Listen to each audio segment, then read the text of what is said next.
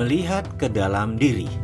Coba kita merenung sebentar. Coba Anda melakukan hal yang biasa disebut dengan istilah inward looking atau melihat ke dalam diri. Bisakah Anda menceritakan bagaimana selama ini uang datang kepada Anda? Bisakah Anda mengenal pola uang datang ke Anda? Ada berapa cara uang datang ke Anda? Mungkin agar lebih cepat saya bantu dengan pertanyaan. Apakah uang Anda diperoleh dengan bekerja? Atau diberi orang tua Anda? Atau diberi oleh suami? Atau diberi oleh pasangan hidup Anda? Atau dari hasil usaha sendiri? Atau dari dagang? Atau dari gaji? Atau dari meminta kepada orang lain? Apapun itu. Sewaktu Anda melanjutkan video ini, mungkin ada di antara Anda yang sudah lelah dengan masalah keuangan. Sudah capek dengan ketergantungan kepada orang lain. Serta sudah tidak bisa lagi mencari cara untuk menutupi semua kewajiban yang terus meningkat setiap bulan, setiap harinya, setiap tahunnya. Dan mungkin Anda setuju bahwa Anda memilih untuk menyudahi masalah finansial ini. Anda memilih bertanggung jawab atas apa yang terjadi di depan Anda. Anda memilih untuk menyetop ketergantungan kepada orang lain. Anda memilih menjadi pribadi yang menang. Anda memilih untuk menjadi bagian dari solusi. Tidak ada yang namanya keunggulan. Yang ada hanyalah pengulangan. Misalnya, sekarang kita bayangkan. Misalnya ya, ini hanya pelajaran untuk memberikan pemahaman terhadap persepsi Anda.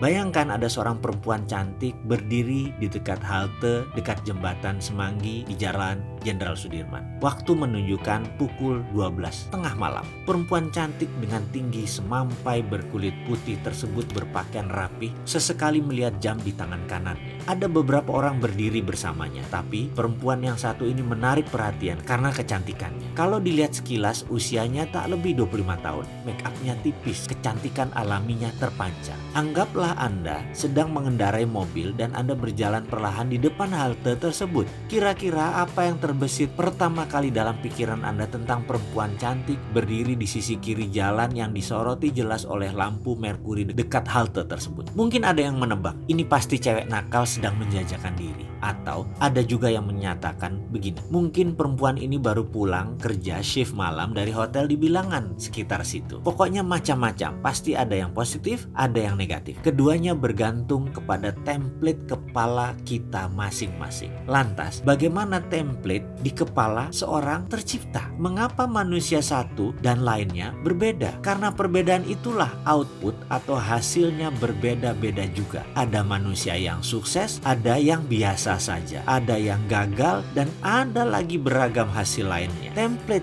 jalannya pikiran atau mind map tercipta karena sesuatu yang berulang-ulang terjadi dalam perjalanan hidupnya. Misalnya seseorang yang membaca koran lampu merah, atau dulu ada namanya pos kota, atau isi berita yang selalu negatif. Walaupun berita-berita tersebut merupakan fakta, tetapi kalau setiap hari dijejali dengan berita maksiat, kriminal, bisa dibayangkan seperti apa template orang yang kira-kira selama 5 tahun kalau dia baca dan yang diperoleh adalah hal-hal seperti itu. Di sisi lain, apa yang terjadi jika seseorang membaca koran, majalah bisnis, buku self-improvement selama 5 tahun? Template seperti apa yang dia miliki? Jika sekiranya kedua orang tersebut berjalan bersama dalam mobil, lalu melihat fenomena wanita cantik tadi, apakah Anda menebak apa isi kepala masing-masing kedua orang itu? Bagaimana? Inginkah mengubah dasar pemikiran Anda? Dalam memutar roda, selalu ada yang memberatkan. Sama halnya dalam melakukan perubahan mindset ini. Maka, selain keyakinan-keyakinan lingkungan yang mempengaruhi, ada juga hal yang harus Anda jaga setelah melakukan perubahan. Jika ini tidak dijaga, Anda akan kembali lagi menjadi diri Anda yang lama. Sebagaimana Anda tahu, pandangan dan reaksi Anda terhadap kejadian dalam hidup ditentukan oleh dasar-dasar pemikiran Anda. Dasar pemikiran tersebut merupakan keyakinan-keyakinan, pendapat-pendapat, dan kesimpulan-kesimpulan yang Anda tarik sebagai masukan dari pengalaman Anda yang Anda terima sejak kecil. Hal-hal tersebut membentuk self-concept. Seberapa Anda yakin tentang diri Anda, inilah filosofi hidup Anda. Semakin kukuh dasar pemikiran tersebut, semakin yakin Anda dengan kebenarannya. Pada akhirnya, dasar inilah yang menjadi pengendali apapun yang Anda lakukan, yang Anda kerjakan, dan yang Anda rasakan. Jika Anda yakin Anda adalah orang yang penuh dengan talenta dan semangat, ramah, populer, sehat, serta memiliki kehidupan yang indah, dasar-dasar pemikiran ini